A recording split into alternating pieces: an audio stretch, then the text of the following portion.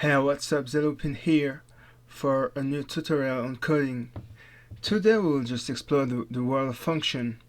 And yesterday it was about variable, and variable you can store information. It's like a box, you can store information in it.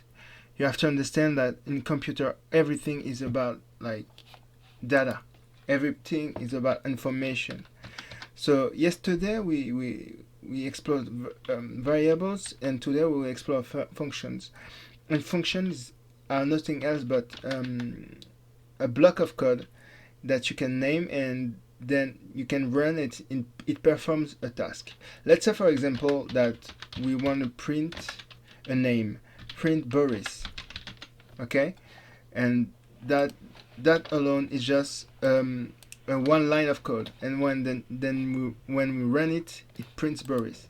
But what if we want to print another name? We want to print John too. So then we have two lines of code, Boris and John. So then when we run that, it runs Boris and John.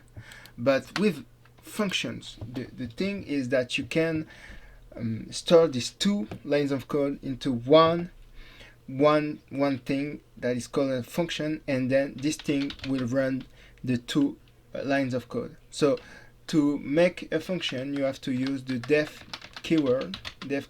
So you use def, and then you name this function name calling. We'll name this function name calling, and then you have to put a bunch of parentheses and then a colon, and then you must indent your information in the function. So you must indent if you want to put two spaces or four spaces, like you want, but you must stay consistent. So I will put 4 spaces by pressing the tab keyword, up and up. So now what is magic now is that now I can call this function. So the function is called name calling because def is just the way to define it. Define a function. So when I call, like right now, if I press play, what happened? Nothing's happened because I haven't called the function. But what if I call the function by tapping his name? It's like you call someone. So I tap the name calling, and then boom. Like right now it prints the two names. And functions can receive arguments. So how to define an argument? First, you have to define a variable into the parentheses of the function. So let's make a variable, we call that name1, and then what happens is that you can use this variable in the function.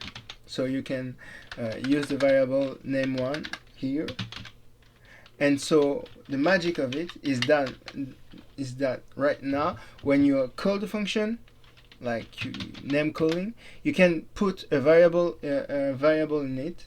So it will be a string. So it will be so you can call it, and you can say Jennifer, and then when you call the function, it will print another name1. So now it prints Boris, John, and Jennifer. So that's all for today. I hope you enjoyed it, and see you tomorrow. Bye bye.